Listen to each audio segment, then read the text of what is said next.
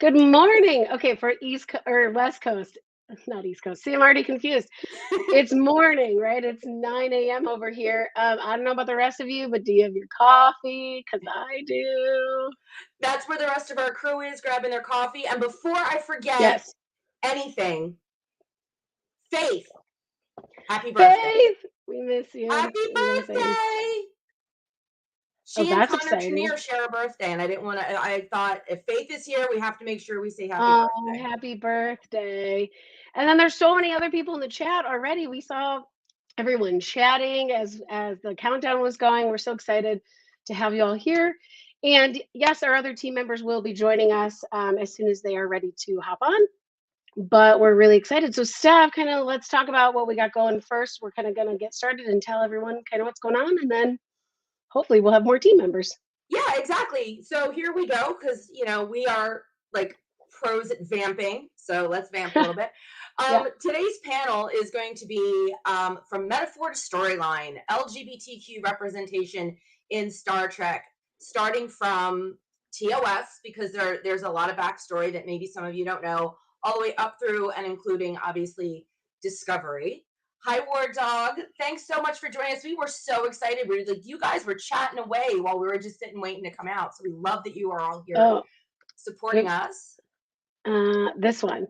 Brad has coffee and cookies. I wish I had cookies to go with my coffee, but I don't. You're supposed to share with the group when you bring cookies, but we'll let you slide this time. That's right. That's right. The other thing, the other thing that we're doing besides being awesome and fabulous here at Virtual TrekCon, which we love, Third Trek, Yes. is we found an amazing nonprofit to support. Anybody that's following the news or has been following the news outside of everything that's going on in Ukraine, there's a lot of stuff happening right here in our own Yeah. country, specifically in Texas, that's I would say atrocious, I think is a good word. Yeah. Yeah. The governor passed a bill that basically says that parents of trans kids and other organizations can be charged with child abuse. And there's also other types of restrictions within schools and things like that. I mean, if you've heard about it, it's one that's near and dear to our heart. That's really really upsetting. And I know also in Florida they have the don't say gay policy now, and it's just been this huge wave of people reacting in fear, and it's frustrating. And so, as you know, at Lambda Quadrant, we usually for a lot of our own things, we do try to raise money and make donations to different nonprofits. So the one that we want to talk about, we're not going to actually collect donations, but we're just going to encourage you to donate if you can. And trust me, every little bit helps, and we'll tell you why in a minute, because I just learned, Steph and I both just learned something new. Um, but specifically for Texas, if you're looking to support Texas, there's one called Transgender Education Network of Texas. So TENT. And Steph, do you want to throw the banner up with their I social? I went to all the trouble to type this morning, so Oh no, we absolutely. have there it is. We have the banner. So that's their socials if you want to check them out. And I will also put in the chat in a minute here their actual website if you want to go make a donation. They do a lot of work through education and then through networking, both in public policy and then just grassroots down on the street. They have a lot of resources for trans kids and trans families to go to for healthcare services, for support systems, and things like that. They're in a coalition with a bunch of other either LGBTQ or diversity and inclusion and social equity rights programs. So we just kind of want to encourage you.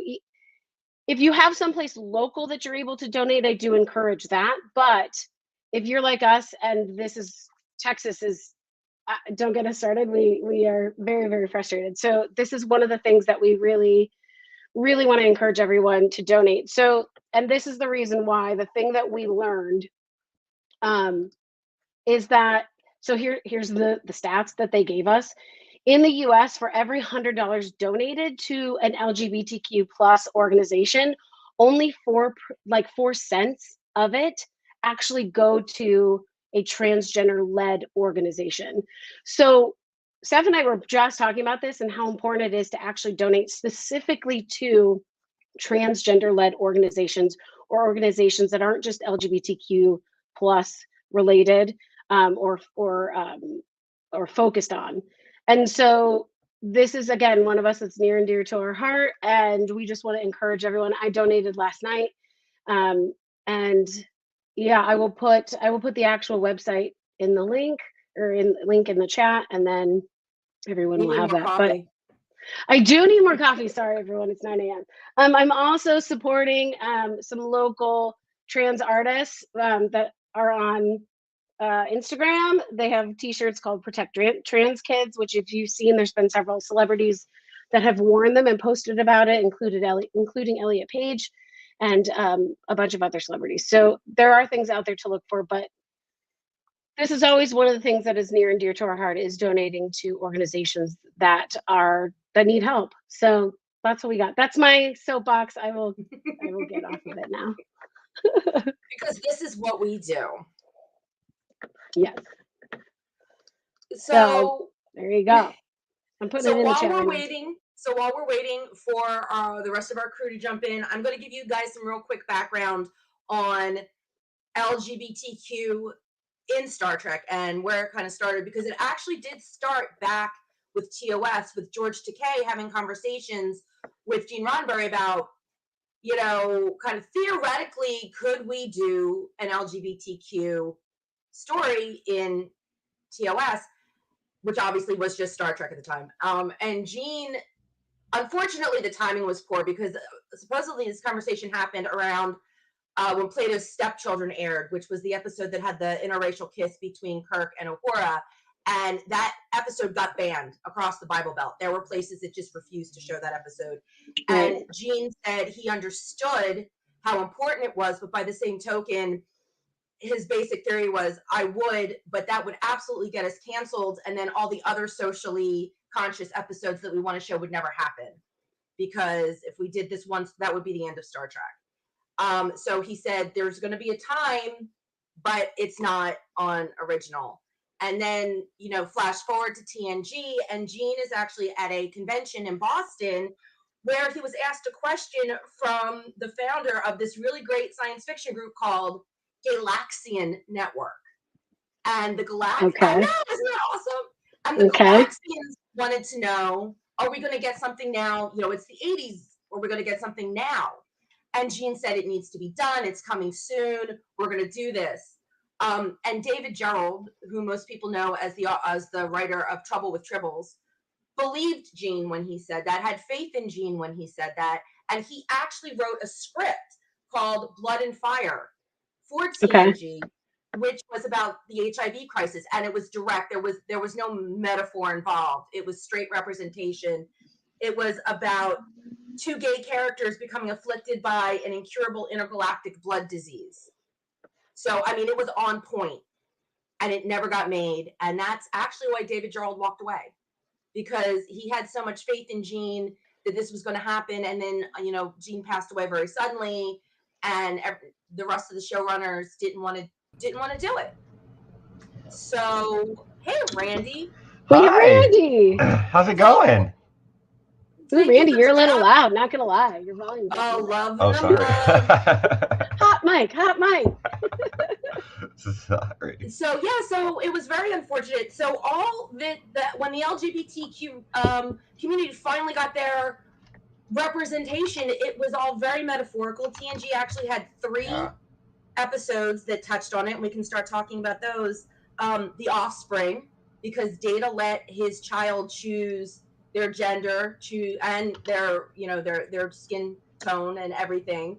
Then we have The Host, which was the first time we met the Trill and found out, the symbiont itself does not have a sex. It can move from male to female. Right. And then, of course, the one that most people touch on when they talk about LGBTQ representation in TNG, which is the Outcast, which is the one with the one that sorry about my phone, guys, which is the one where and it was kind of, I guess, in an ironic way, because it addressed, it was what's the word I'm looking for, an androgynous community that did not actually recognize gender. Yeah. So They I actually mean, if you thought guys gender want to in kind of, general was bad. Yeah. yeah, Yeah. exactly. But then it also touched on that horrible shoot. See, it's noon here, and I obviously still didn't have enough coffee. Early It did morning. talk. What's the word I'm looking for? The one where, retraining people, like pray the Oh, day away kind of like thing. conversion therapy. Conversion Conversion, therapy. yeah, Thank conversion you. therapy. Outcast It did was Yeah. their absolutely version of touch that. on Yeah. the Yes. horrors of conversion therapy. So if we want to open the discussion, why don't we just start with TNG and how you guys finally felt when you got something, but it obviously wasn't what was promised. Wait, which one did we get that we weren't promised? Well, because we finally got the LGBTQ community had been waiting for something. Right. And what you got was metaphor instead of actual representation. Oh, TNG I mean, I was I was too young and not out at the time, so Yes. I didn't have any problems with TNG doing what they did at the time, just because it didn't affect me personally at that particular time. Yeah, I think it's one of those things, like, now I can look back. I mean, same. I was young and didn't wasn't have even the thinking scope about of that. like understanding. Right, Yeah. But I do say now, looking back, it's like, yes, you understand they were writing in the 90s. It was, let's be honest, a lot of white men writing in the 90s. Right. And doing everything else. Yeah. Right. But then I don't know. It's one of those things where it's like, I'm glad there was something, right? I'm glad there was at least some boundary pushed in some way. Right. But yeah. And of course, like, it did take a long time to get there. It took a really long time. Yeah. I mean, looking back on it now, I'm not thrilled. I mean, and who's to say like how much they actually pushed the envelope as far as they could, right? Like only they will ever really know that. The execs will only really ever know that. It's certainly not sufficient at all. Oh, sorry. Sorry, no. When you popped, I don't know, Randy, if you had heard what I was talking about in the beginning, where David Gerald quit over the fact that they wouldn't do his. I didn't hear that. Script. There you go. Yeah. So. I mean, and Callie, thanks. Hi. Callie, welcome. Yeah. We're so happy you're here. Hello. Yeah, sorry, I got time zone things mixed up, and I have had a reality-defying weekend of travel, and so my brain is just scrambled eggs. Total scrambled eggs. So yeah, so we are just totally got time zone stuff mixed up. So I apologize for being late. No problem. We're talking about drink the coffee. Much coffee. We just started actually talking about TNG and how TNG, even though Gene had said soon, you're going to get representation, and then when it finally shows up, it's all metaphorical. Oh, is that what it was? Oh, yeah. That's not representation. No. Yeah, had I been old enough back in the day and he said, you're getting something soon, and that's what I got, I would have been like, what's this shit? No. Right. Yeah. I mean, can you imagine? So the thing that I've actually been thinking about lately, right? Yeah. So the thing that I've been thinking about lately is, you were talking about how, I'm glad there was at least something, even if it wasn't explicit, whatever. A thing that I've been thinking a lot about lately is how we often talk about the value of having something instead of nothing, right? Right. And the other side of that conversation, I think, is that there is actually a negative side to burying things in metaphor that way. That I think there is a harm in that I am kind of only just now realizing, but thinking about the way that people react to representation of all kinds in newer Star Trek, and that like visceral realization of like, have you been watching this show? Like, have you ever even watched Star Trek to know what it's about? Right. And I think the sort of harm of couching those things in metaphor is that it allows people to feel like they have done the work in confronting their bias and their bad feelings about race or gender or sexuality and that kind of stuff. It allows people to feel like they have unpacked and confronted those things when they really haven't. And so now that in Star Trek, we're getting it explicitly in a real way, and people are having those sorts of reactions like, oh, it just feels in your face, where you see so many queer people are like, no, I actually love, like, there's just queer people existing. And Right. Yeah. right. That's a really And, good point that I didn't even think about. Yeah. It's more about the writers and the showrunners than the community they're trying to reach. Yeah, and it doesn't Yeah, so necessarily that's even just give that's the the thing people that I it's sorry. trying to represent. Oh no, sorry. I think it's just your delay with your Anna internet. It doesn't even necessarily give the people who it's trying to represent a whole anything either. Like it's this tiny part of it, and so you're like, oh, I guess that's good enough. And then for us, it would feel like, oh, well, at least no one else is complaining about this stuff. But it's because it went over their head completely, or like you said, it gave them some sense that they've actually done something correct, which they haven't. So I agree. It can be more harm than good. Well, this is what David. Right. And these are David's thoughts. Yeah. I mean, that's exactly what happened to me when I watched it as a kid. That was very much like, wow, Soren is different, very obviously different, and I feel like I might be different in the way that Soren is, but I had no idea what any of that meant at the time. And so again, that's why I can't, because there are people that entirely dismiss that as like, well, it's not good enough. Fuck that. They didn't do anything good. Right. But I think about, like, I mean, I'm glad I had that as a kid. I know I'm glad that I had that, even if I couldn't put words to it. Yeah, and Callie, this is for a question kind of for everyone, but this is kind of going back to the point that you made, which again, like mind blown, because I didn't think about that till you just said it, that it can actually be more harmful than helpful. But do you think in a way, like having it be more of a metaphor and not a direct representation almost allows people to interpret in a way that they want, so that way, like, I think it's kind of what you said, they're not doing the work, but they I don't even know how to explain it, because I was just like mind blown. But it's just like, it seems like it could almost be there's like this weird boundary line, right, where like there's a point where it is helpful, because I know for me it was one of those things of like, oh, people are different and this is amazing and I love this, because now I'm open to seeing what they gave us in TNG as a kid, like more diversity. And I've talked about this before, that it actually paved the way to help me remain open-minded about a lot of things. That's because you're a good person. Well, but at the same time, I can see how there could be this line where it crosses, that it could go into almost a hindrance or toxicity, where it's like, oh, well, that's just an alien, so it doesn't apply to humans, which, I mean, I don't want to put spoilers in Picard, but we see a future that's kind of like that, right? Where, sorry, spoilers for Picard if you haven't watched, but I'm pretty sure it's out there, where it's like all like super nationalistic humans, and that's not good. And so yeah, there are these, especially right now with the very, very direct representation. I was just saying this last night to somebody, and excuse my language, but the asshats are coming out of the woodwork and showing themselves, because they're complaining that it's direct. And so it's like, did TNG actually do a huge disservice to the community in a way? Anything at all? Yeah, I don't know. Right?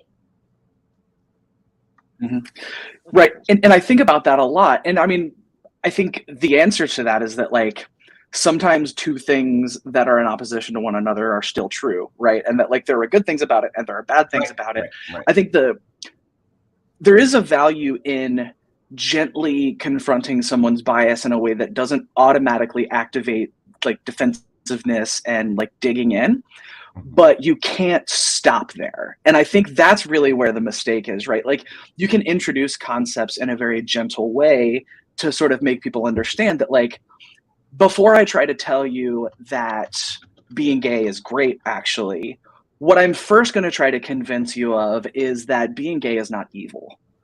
You know what I mean? And so, like, those are two discrete ideas, but you do have to start somewhere. A lot of times, if something is like a completely foreign concept to someone, they've never even considered the idea that, like, oh yeah, like, being gay is just another way for humans to be. There's a whole lot of other like negative stuff that you have to break down first.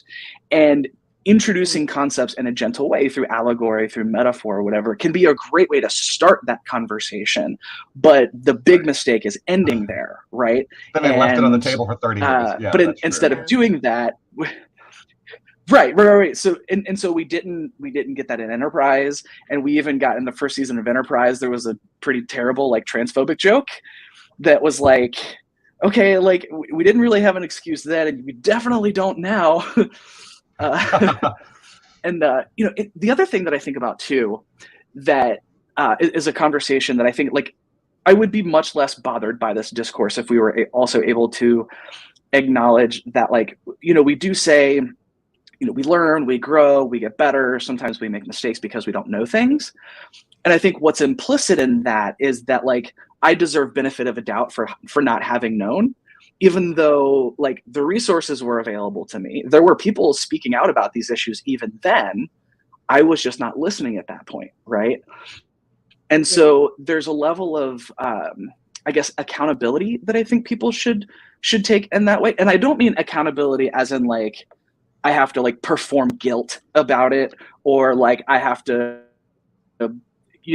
talk to my therapist to absolve myself of guilt for my sins in this way. But I think I would be a lot better off if people would acknowledge, like, there is a possible world in which they did a better job at this and chose not to, right? We have to at least be able to acknowledge that, I think. Right. And I feel like that's just healthy in general, to be able to acknowledge, realize, and say something like that, right? Like, I mean, like, I know there are things like, obviously not this, but there are things like that for which I could have done better, right? Like being just not racist instead of anti-racist, like I could have done that better, and I didn't do that better, and I didn't realize it. I should have looked more into it, right?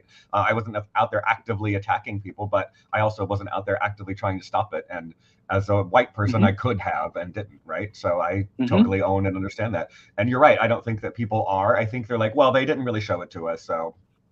And that kind of takes the heat off of them, which is great for them, but it would feel better for us if they were like, wow, yeah, I could have done better. And it just that is enough. And to me, that's and to me, I mean, that's the difference between guilt and accountability, right?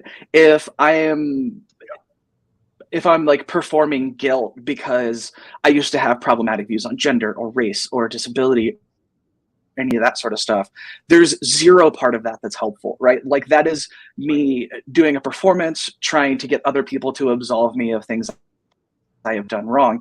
And that helps literally no one, except maybe my ego, right? And it's making it about you. What accountability means is understanding the action you took, understanding the consequence of that. Understanding the consequences of that action, understanding the context that happened in, and saying, like, okay, maybe I didn't have the tools to do better, but I should have had the tools to do better. And so as a result of this, I'm going to be more proactive and understanding how to use those tools before something bad happens, right? And I think that's where the conversation almost never gets if you can't go from this, like, general metaphorical view of social issues, if we can't granularize that a little bit and make it more specific. Because I mean, I think of how many people I see on Twitter who are saying, like, horribly racist shit and then, like, hashtag IDIC, and it's because that philosophy is easy enough to paint your own stuff into, like, it's not specific. Right. And so, you can have somebody tell you something like, well, we should talk to Nazis because IDIC means everyone. Right. And, like, you know what? That actually kind of rolls into Deep Space Nine because. Oh, I'm sorry, Kelly. I didn't realize you weren't. They have a delay, so just give them a sec when you. So it's delay stuff. Yeah. I saw a comment saying that people can only accept things that fit into their pre-existing schema of the world, and I think that's spot on. Like, I mean, I would say that. I would maybe change that to say that, like, that's all people do. That's not all people are capable of. I think everyone is capable of making those changes, but some of us have higher hills to climb based on our like cultural indoctrination, right? Like if I grow up in like a fundamentalist religious cult, I'm not even aware that other views exist. And I have to internalize that there are people who see the world differently to me before I can then figure out what that worldview is, right? And so yeah, starting slow is fine, but you eventually do have to work your way out from this general concept of like, well, I just love everyone. Okay, but like, what do you mean by that? Because some people say, Yeah. I love you, that's why I want to send you to conversion therapy, right? But like, that's objectively a not good thing. Yeah, and that kind of goes to the original point that I was saying of like, at least for me, I did not grow up in a fundamentalist religious cult, but I did grow up in the church. And so their viewpoint was, you know, being gay is a sin. And I mean, I don't even know if they even go there with transgender and the whole spectrum of being queer. It was just, this is wrong and that is right, you know? And so in a way, Trek helped me to start that process that you're talking about of opening my mind to go, okay, now I'm open. And then, yes, it took me, you know, years and experiences and talking to other people and realizing, oh, I have to get rid of those biases. And like you said, I have to almost shut down the negative thoughts to get to the more positive thoughts and to really have a better understanding overall. So that's a good point. Yeah. I wanted to grab really quickly too, because this is it's oh funny my gosh, to the me. Chat's amazing. Not funny, haha. But it's funny to me that people don't realize that there's prejudice inside of our own community. Yeah. People don't see inside of it, I guess, which is I live inside of it, right? So it's once again like it's hard for me to see outside. Yeah, there's a lot. I, as a gay white man, cisgendered man, I have a lot of things that like other people in the community don't have, same as like just being white out in the world, and so that's why I try and use that for things like this to pull, you know, everyone in and up. But there's a lot of gay white men who are not okay with trans people, like at all, don't like, they just, well, like terrible, and even just gay men that are not okay with gay men who are not as attractive as them. Like, it's really sad that it goes down that road. But yes, there is a lot of internalized issues within the community as well, which I wish that there weren't. But I feel like that's probably the case. I can't say for sure, but probably the case in other, you know, communities as well. But it is definitely a thing. Trust us. Well, that speaks to sort of the underlying cultural ideal of the centering of your own experience, right? And saying that like, well, if I'm gay, whatever that means for me is the right way to be gay, and people who do it differently than me are doing it wrong, you know? Right. And they're even, you know, talking about that sort of hierarchy, right? Like there are people in the trans community who are like totally fine if you're a trans guy, totally fine if you're a trans woman. But when you talk about being non-binary, then like, well, you're the reason that society doesn't take trans people seriously, because like if you're a trans person, and the right thing to do is like, if you're going to be a trans woman, you have to work very hard to make yourself indistinguishable from a cis woman. Regardless of whether that's what you want or if that's even possible.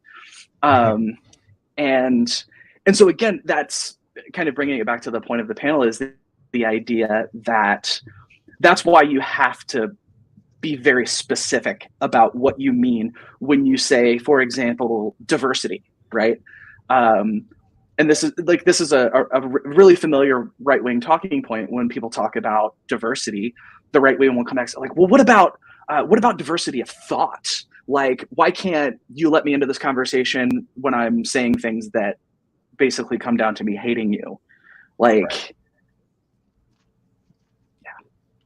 Because it's also, Yeah. it's not in good faith, right? Like when they say things like that, it's not in good faith. So it's not like they're like, hey, I hate you and I wonder why I hate you. No, they're in there saying they hate you, they know why, and you're not going to change their mind. And that's not a good faith argument. They're not entering into that, you know, trying to figure things out. Like I would listen to someone if they had, I don't know why or how, I can't imagine a scenario in which hating someone else would be justified. But if I could imagine such a scenario, I can, but I mean good people. But in such a scenario, I would at least listen. I'd be like, okay, yeah, tell me, you know, like what's going on? Like maybe I should hate Hitler or whatever, you know, like, but they don't come into it with that. And so that's why. The reason why is because you're not actually trying. You're just being a bad person, trying not to say a lot of bad words. Yeah, it's buying into the idea that the goal is to resemble and fit in as much with the cultural hegemony as possible, right? Like I need to be able to blend in, and like whatever sets me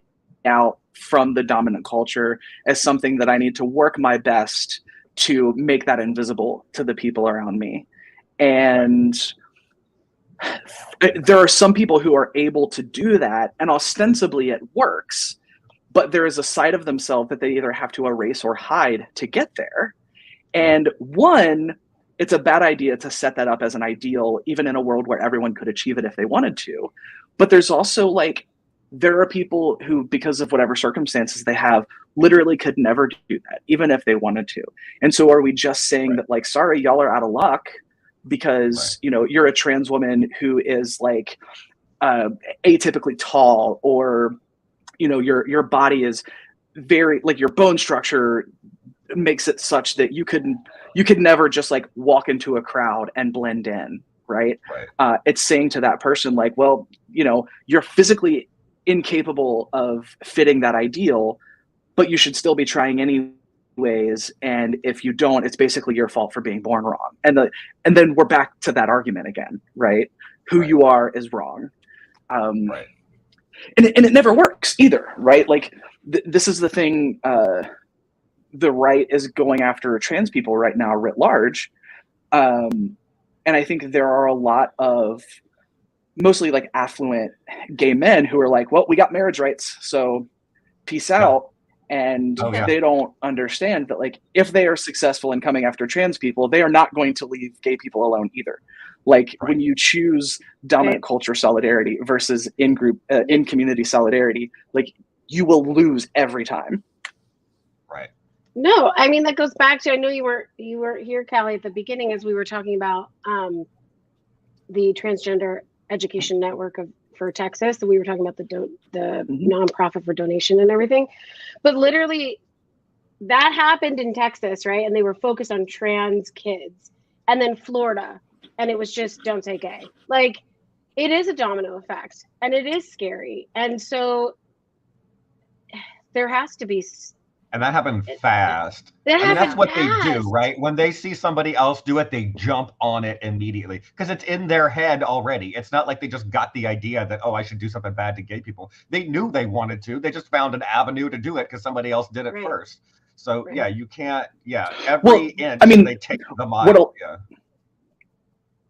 Yeah, I mean, what a lot of people don't realize about the current slate of legislative attacks is that like this sounds like conspiracy theory stuff, but it is literally true that there are very well-funded right-wing evangelical Christian organizations behind all of this. Like some of the model legislation has been written by groups like Alliance Defending Freedom, and these groups are in contact with all of these legislators. And like the fact that these things are happening as quickly as they are is not an accident, right? This is something that, you know, people in positions of power on the Christian right have decided they want to make this their thing. And so they're just pouring tons and tons of money into it to make it the thing. And that's why all of this is happening at the same time, right? And so we're not just fighting like this like cultural hatred of queer and trans people. We are also fighting like right-wing evangelical money. And so that's one reason why I'm not always feeling super optimistic, despite my deep desire to feel more optimistic. Can I point out that just from talking about Trek, that it has opened up this conversation. That's one of the things. I know I'm going to try to bring it back around to the panel a little bit. Like, I know we went off. That's of it. great. It was so important to go off of it.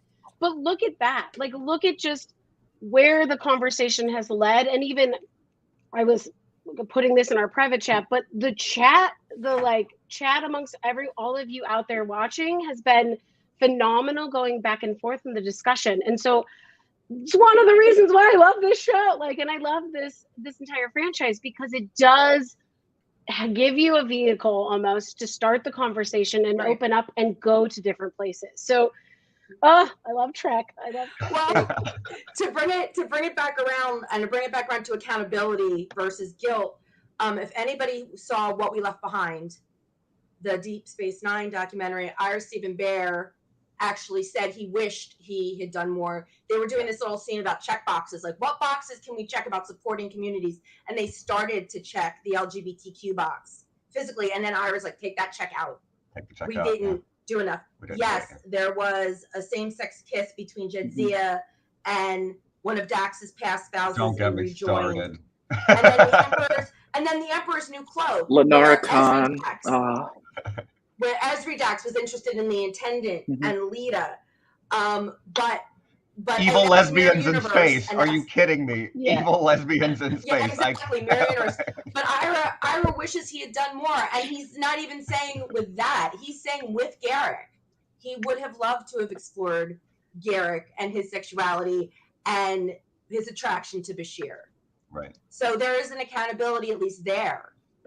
From Ira, wishing they had done more. And I mean, did that feel like any sort of step forward to the LGBTQ community when they showed, or was it like Randy said, evil lesbians, because it was all mirror universe?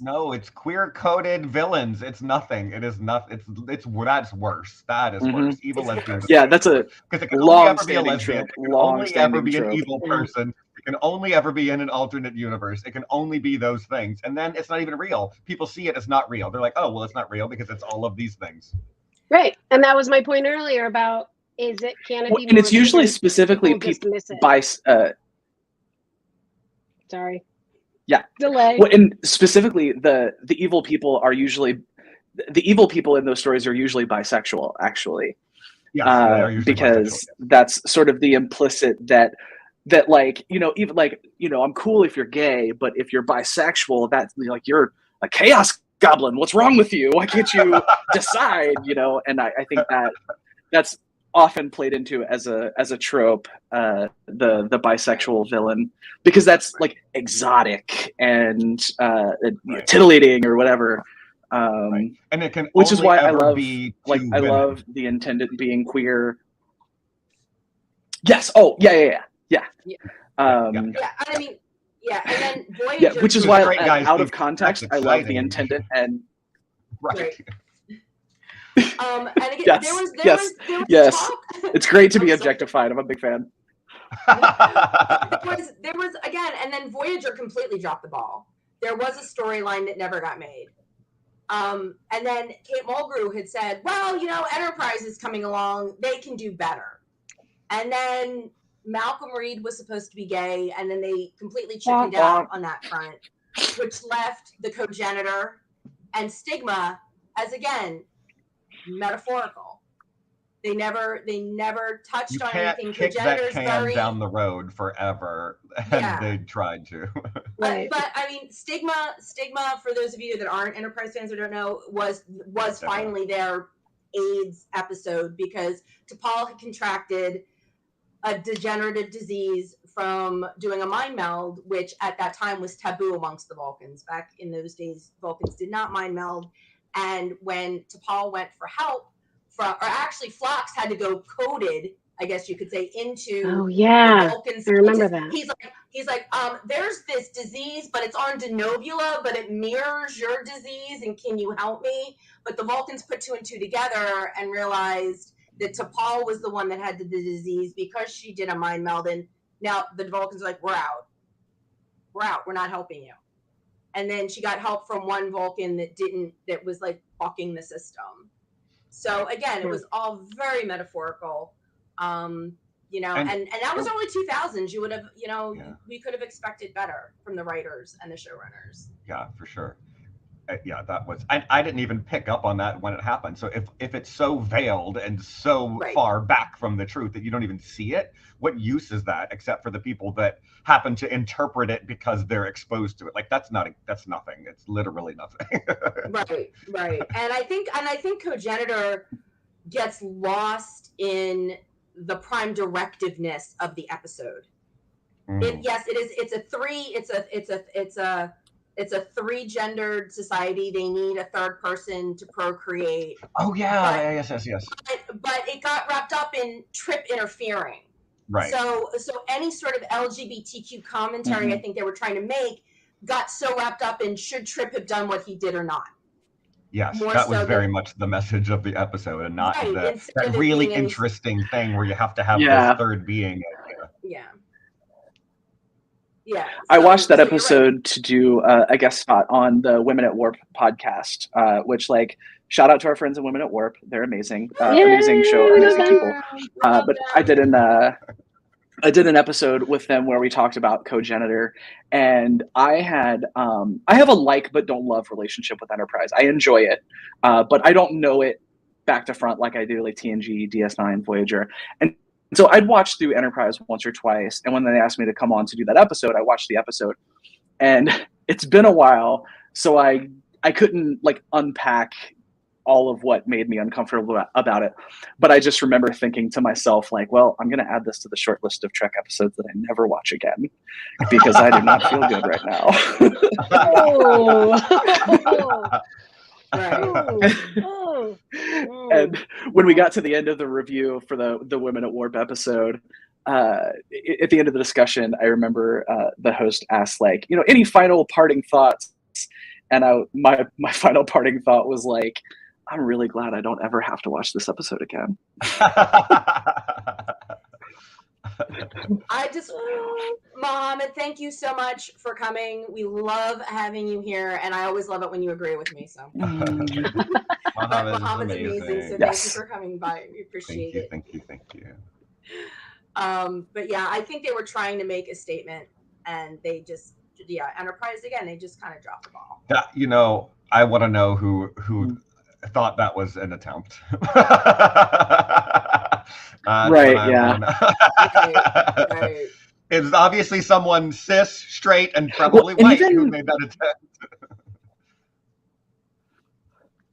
Well, and even thinking about newer Star Trek, right? I think there are some, I think, good faith critiques that I agree with in the way that some of the storylines have played out about how how interspersed these queer relationships are with trauma in ways that seem particular to those relationships. You know, obviously we have Culber dying. We have like one of the first facts that we learn about Jet Reno is that her wife is dead. And then we meet Gray and he dies 10 seconds later. And that's like all of those sorts of things. And on one hand, I'm like, given the context of the show, it would be very weird for these characters not to have trauma. And if they have queer relationships, they're probably going to have trauma around those relationships because everyone does, right? And so I'm not a writer, so I wouldn't be able to like answer that critique with like, well, here's what you should have done. But even that, I'm just like, even that can kind of sway in the direction of just sort of inherently tying queerness with trauma in a way that makes it feel like it's queerness that's traumatic and not the things that happen to us because we're queer. And so I don't know, I'm working through that one. And I think season 4 has done so much of a better job at just showing just like a loving, supportive queer relationship that isn't like just wrapped up in how heavy the moment is and how heavy the world they're living in is versus any like particularly terrible thing that's happened. So I love our queers. The queer family. Yeah, and that's actually kind of a question I kind of want to pose with Adira kind of being brought into the family of Kubler and Stamets. I mean, is that a reflection of a lot of what non-binary children go through in in the real world, where it's not the family that you're born into, it's the family that you make for yourself. Oh, absolutely, it is. Yeah. That's a pretty much chosen family is incredibly important. Yep. Yes, it is. Yes, it's a big thing. We talk about it all the time. Because, and even if you have, and it's a common thing even among those of us in the queer community who are fortunate enough to have like biological families who are cool with who are cool with like everything that we are. There is still a way in which those folks aren't likely to understand your life experience, such that you really need to go find a family specifically that understands you on that dimension in particular. And so even if you don't have a traumatic family history because of being queer, being trans, there's still a really important element to having that chosen family that's specifically your like queer chosen family. And I think it resonates on a lot of different levels because of that. It really is. Oh, sorry. Pause. It's the delay. Sorry. The way in oh my God, I'm just gonna keep talking, and when I get finish my point, I will just stop completely. Sorry, internet delay stuff. The way that in season 4, Stamets has been like mother henning Adira specifically, just like that very cute, slightly overbearing dad vibe. It's so good and it's so wholesome, and it makes me smile every time. All right, I am done talking now.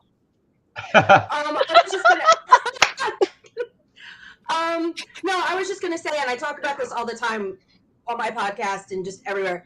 I am a huge fan of organic, because I think when you want to give a message or have something to tell, if you do it organically and naturally, so people don't feel like they're clubbed over the head with your message or whatever you're trying to impart. And I feel like Discovery has really done that, especially the way Adira found their family. And do you guys feel the same way, that it doesn't feel like it's being forced on you, that the entire story and the LGBTQ representation in Discovery has been very organic, where it's here and this is life and this is how it goes? Yeah, for us, I feel like it feels like that because that's our life. Like it's just in our life all the time, and we just see it all the time. Yeah. So yeah, I mean, there was no like tap dance, like gay, gay, gay. Here's the gay. Like there was none of whatever that is.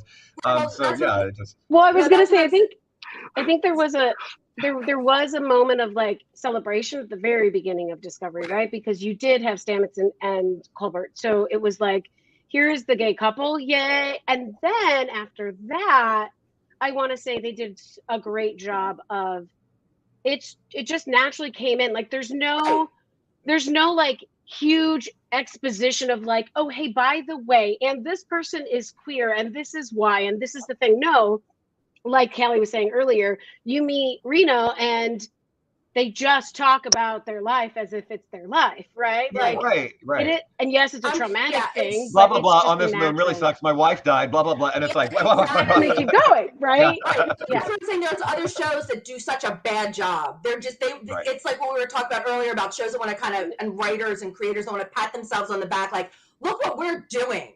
Right. And there are some shows, because they do like, here's the queer person or the queer character. Or here's the cause that we're trying to support.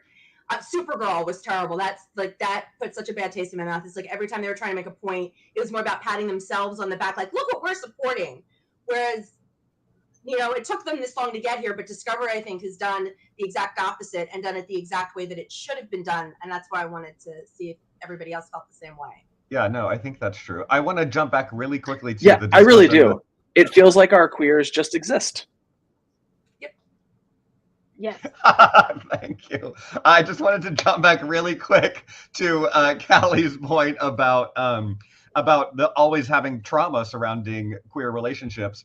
And I think that's why, I don't know if you all remember, I think it was season 1 of Discovery, but the toothbrush scene with the two guys, where it was just a sweet, normal, absolutely like no fanfare, just a super sweet, normal, and it just happened and there was nothing. But like, why would we get so excited about that? Because we never see that. We don't ever see just a happy like moment between queer people, right? It's always like, the ship's gonna blow up, I forgot to tell you I'm gay. Like, why does it have to be that?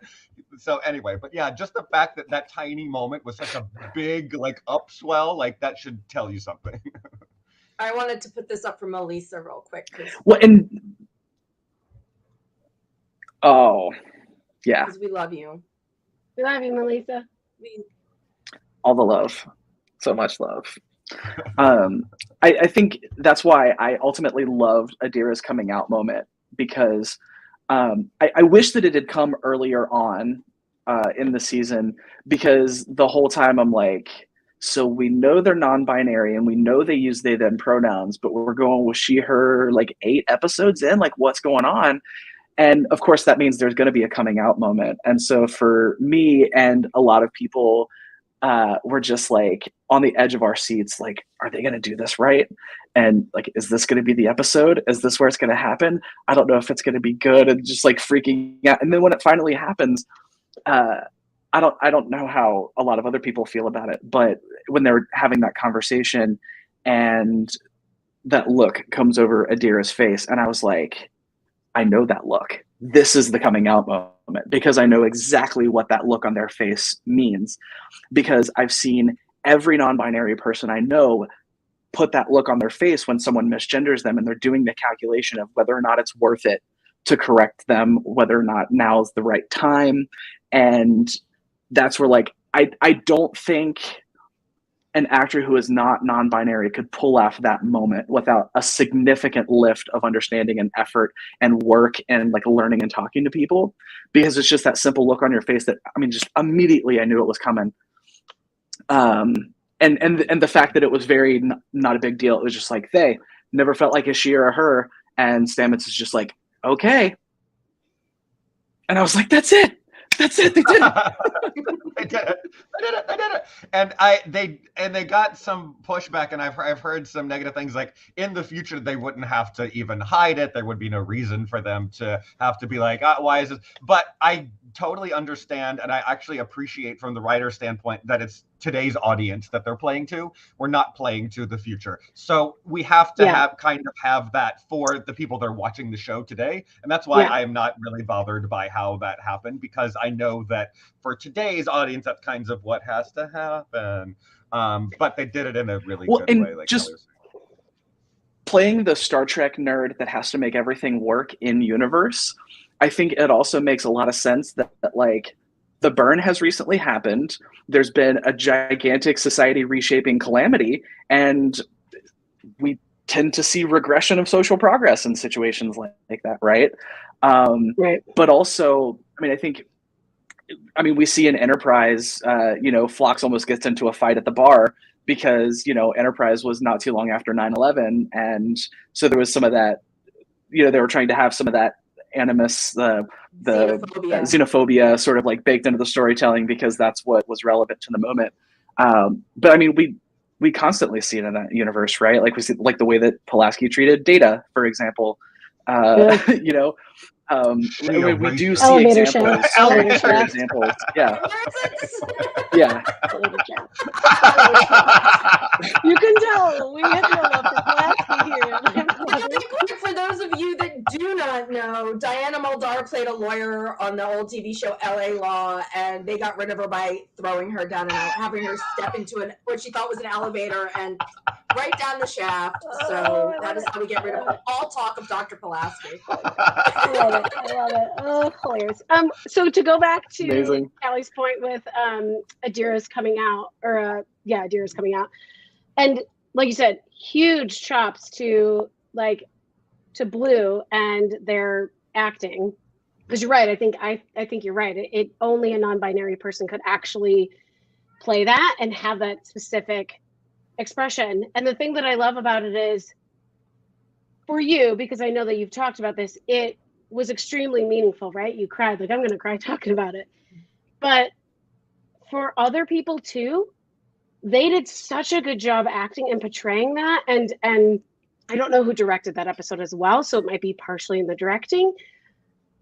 But the motion was there that I don't know how you didn't feel it, right? Like, even if I don't understand exactly that exact emotion in that situation, because I am not coming out as a non-binary person, I can understand it in other emotions, right? In other things of like the way in which I hide certain things, and then I am truthful and being honest and being vulnerable and open.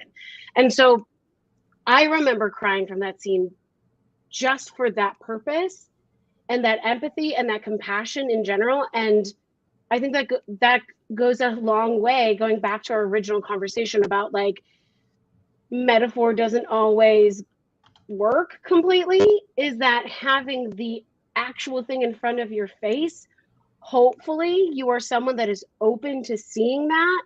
And again, you might not have the exact experience and understanding that situation, but you can understand that emotion, right? And how do you connect with that in an authentic way that does relate to you for that emotion? And so I think that that's another way that it's extremely helpful to have these very physical, in your face representation stories to continue to open and connect people in however it can, because that's important too, is finding ways to connect authentically. So.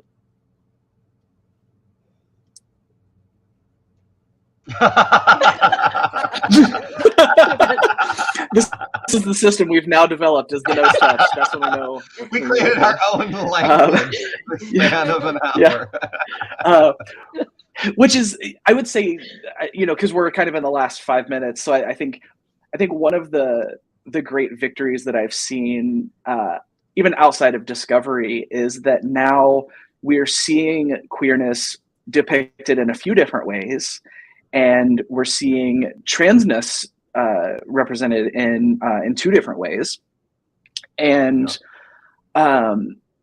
a thing that I was worried about initially was like, or are they just going to make Discovery the gay one, and then we just don't exist outside of Discovery, right?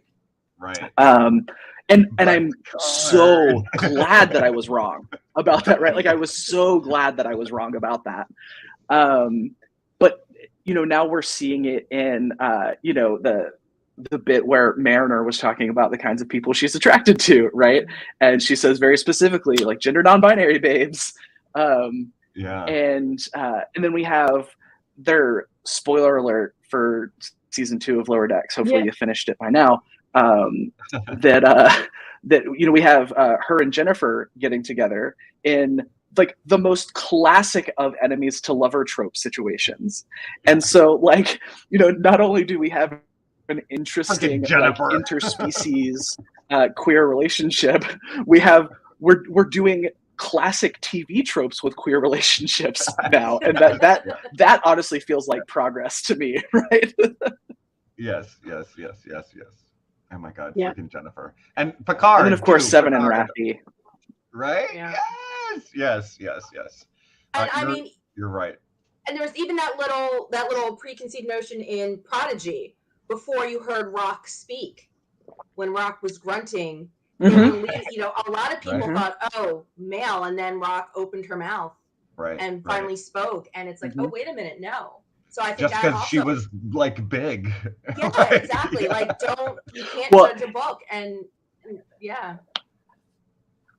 And I also think we have subtle non-binary representation in Zero, right? Like, they've not said anything specifically, but if you look at the way Zero is described in the official stuff, they use they pronouns for Zero, and I think they do say explicitly in the show that like this being is genderless, which is like, a little bit as I'm like, okay, we're doing the gender difference is only an alien thing problem, but it still feels neat. Right. Yeah, that's fair. Awesome. So wrap up, final thoughts. We have just a couple of minutes left. Yeah. Oh, Star Trek's queer. It's good that it's queer. Die mad about it. Yep. There's still gays in the future. Yay for us. Absolutely. Thank you for coming, everybody. We're not done yet. We've got one more panel tomorrow, and what's that one about? We're talking about is Discovery Too Dark. So that's Callie, and you can join them and the rest of us tomorrow at 2 p.m. East, 11 a.m. Pacific, and we're going to find out if we all think Discovery is too dark. So bring your opinions, because this is all about an open conversation. And we don't mean the contrast ratio of the episode. However, that is too dark. You know, I just watched I haven't watched TNG in a while. Wait. Except when they don't color correct. But no, I just watched an episode of TNG, and it's like, oh my god, this is so bright compared to right? It's ridiculous. Like, yeah. I'm mad about it. So also, thank you, Virtual TrekCon. Thank you, Seventh Rule team. We so appreciate you having us. We love being able to be here and chat with everyone. Again, yes, if you get a chance to check out TENT, Transgender Education Network for Texas, and support, if you have a chance, support your local trans organizations. Again, out of $100 of donations that go to LGBTQ plus organizations, only 4 cents goes to transgender-led organizations. So it's very important to actually support the transgender-led organizations.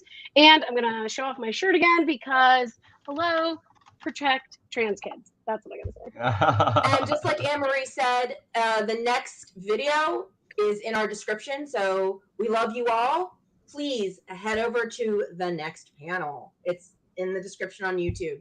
Thanks. Love you. Bye. Bye.